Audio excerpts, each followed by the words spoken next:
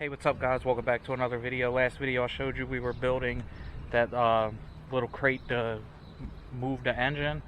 So I did get the engine put in the car. I didn't film it though, but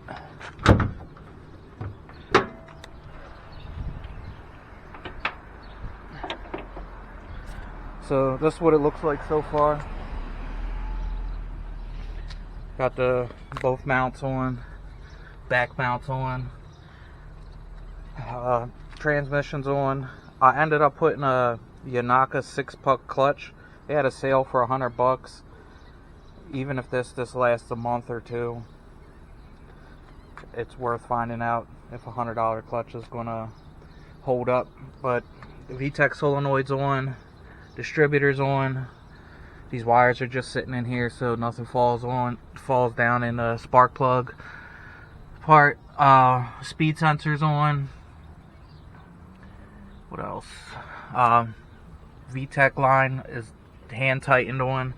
This clutch master cylinder, something's wrong with this part right here is stripped out, probably because I didn't hold this with a wrench when I was tightening this. So I already got another one. Just want to take this back as a return and tell them it was faulty. So right now I'm gonna change out this wiper cowl because this one has a big crack in it, and I have some of the Downstar hardware to go into that, so that's pretty easy. That should only take a couple minutes, so I'm gonna put that in first. Alright, so with the wiper cowl kit, the Downstar comes with these little rubber grommets, and they're threaded.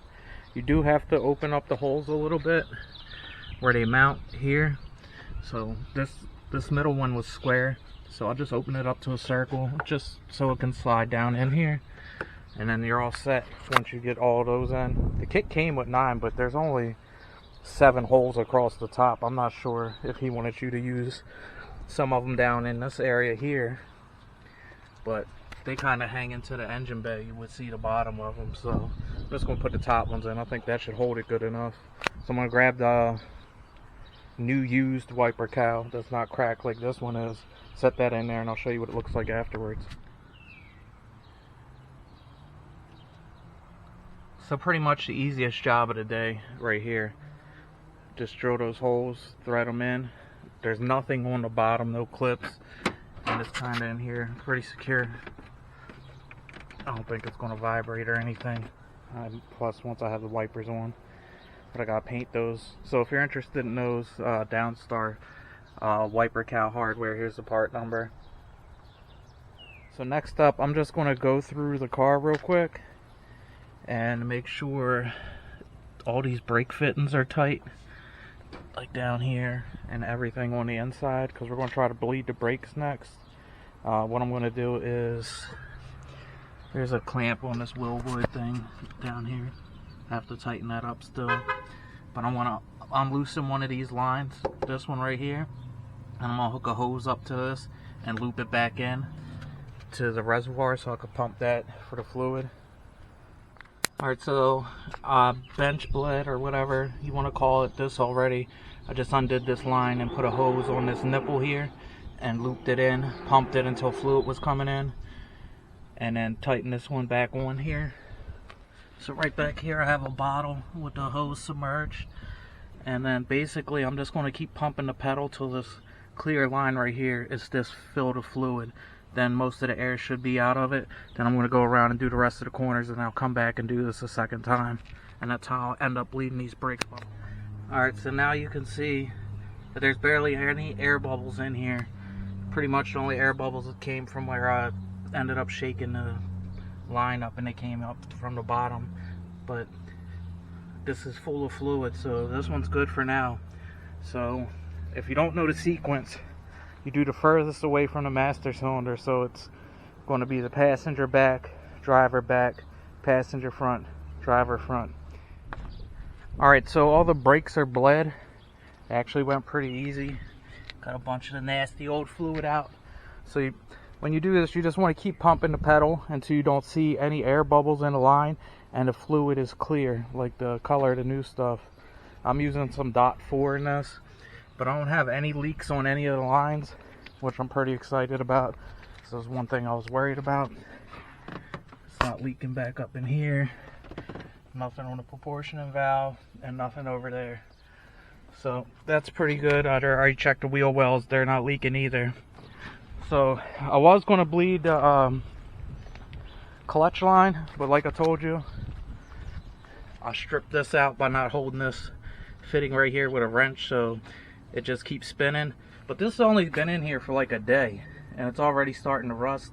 So the one that I have, I'm probably just going to spray paint it black or something, because this looks like crap.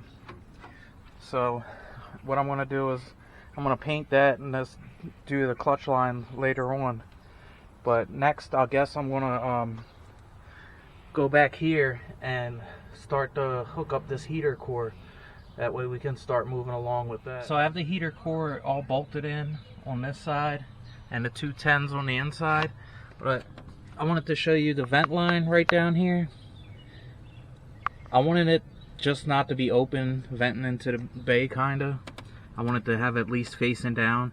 So I took a piece of the hose that was hooked up to the evap box, and it just kind of bends down. You can see it. So it's just not venting straight out. It kind of blow down and be caught by the air going underneath the car and pull it back towards the back of the car. If that doesn't work, I'll go get a different kind of hose. Alright, so that heater core is already in. I'll just tighten up the 2 10s on the top. It clears the brake lines. We already looked at that before, and nothing's leaking, so that could stay in there for now. So I didn't put back in the blower box or the box that the AC condenser or whatever it's called back in yet, because I'm trying to think ahead a little bit and figure out what I'm going to do for the engine harness, because you know that there's plugs on this side and plugs on this side. So the plugs on this side are right here, and if you follow these wires around, they come right here to this gray multi-pin connector. I don't know how many it is. So what I'm thinking about doing is cutting this in half and extending the wires so they come over to this side wires, and extending it and bringing it through here, kind of like where this main harness right here comes across. So here's the passenger side plugs. So I have plenty of length on this side. So I was thinking about either drilling this hole or this hole right here out big enough to fit the connectors of the actual engine harness through. That way it's like a cheap wire tuck or whatever. I don't want to spend a ton of money on this car. This is like a budget build or whatever. But I have to look at the engine harness and see if I could deloom it and pull the connector from that side over towards this side first before I do that. But that's why I'm not putting the rest of the blower box back up. So right now I'm just going to look for the heater valve so I can put that in and connect that to the head, and the second line, I believe that plugs to the first one right here, because this one right here does the little U to the intake manifold. So we're making some progress today. This thing looks insane. My neighbors probably hate me. So I went to put in this heater valve, and it got destroyed. So I spent like a half hour looking for the one that came out of that car, which I found, and it's right here. This is just a piece of extra hose that I had laying around because the one that came out of this car didn't fit for some reason. It was too short. But that's in. I need to pick up the hose that goes from this valve to right here, and I already have like a mock-up of how long it needs to be. I also need to pick up a new upper hose for right here, because I don't think I'm going to run the water temp sensor. I don't know, the coolant gauge in the car works just fine. Also just sat the radiator in here for the time being, so I figured I didn't touch the brackets that came out that hold this up, and there's a bracket down in here that holds the return and the feed line for the brakes. So I'm just going to end up painting those black or something because I want it to look decent. I should have painted this one right here, but I don't know. I could still pull this off relatively easy. But now I have to find the little rubber grommets for the bottom of this radiator. I was thinking about using some of this gold film. I don't know, I'm not 100% sure, because it's I tried to wipe this up, but it's not really coming too clean. So that's where we're at right now. So I'm gonna run to the auto parts store and see if I can find those two hoses. The only other coolant lines I believe that I have to hook up are, this goes to the idle air control valve, this goes to the intake manifold, and I believe that this guy right here goes to the throttle body, and then there's like a bypass line that goes around, and that goes to the other end of the idle air control valve, and then that's all the coolant lines. But I'll just double check one more time.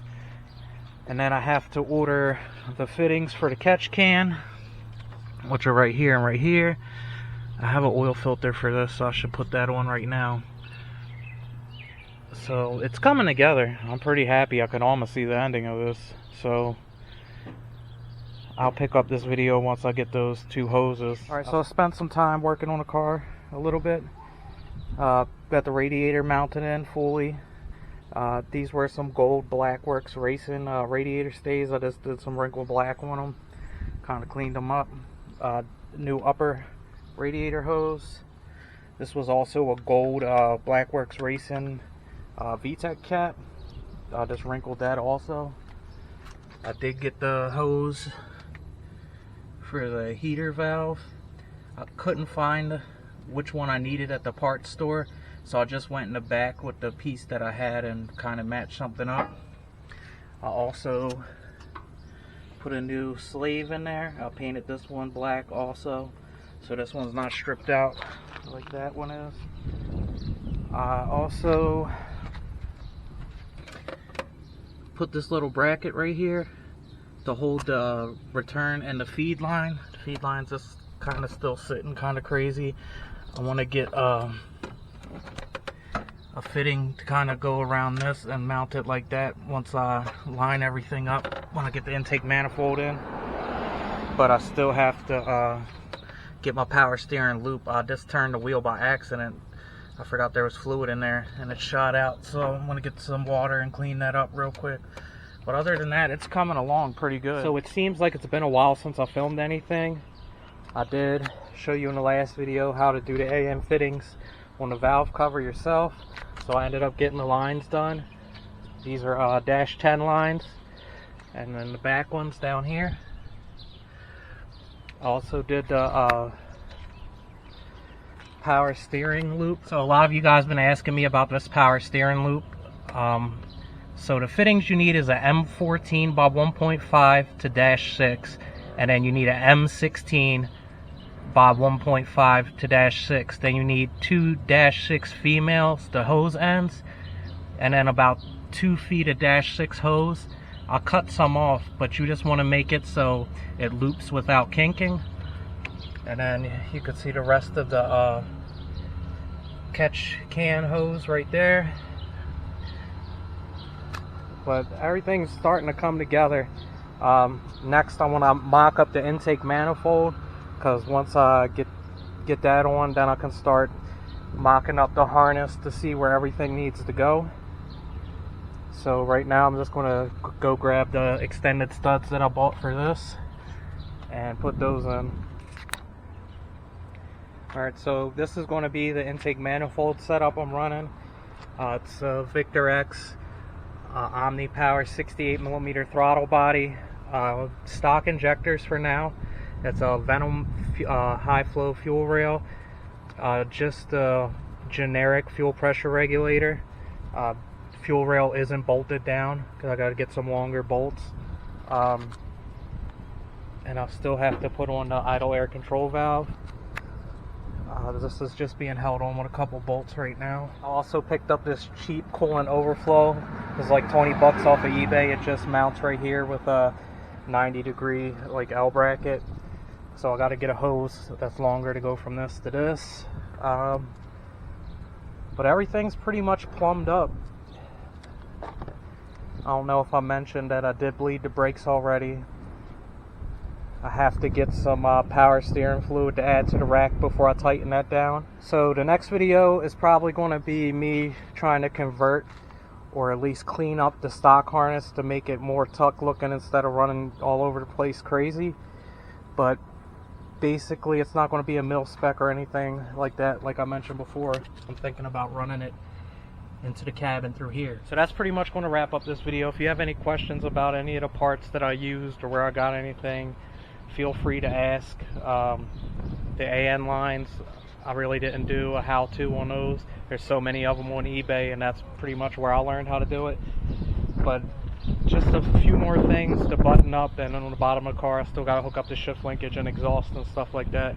But I think the wiring harness is going to be the next big step to complete, and then soon we'll be ready to fire this thing up. So thanks for watching. Until next time, like, comment, subscribe, and I'll catch you guys in the next one.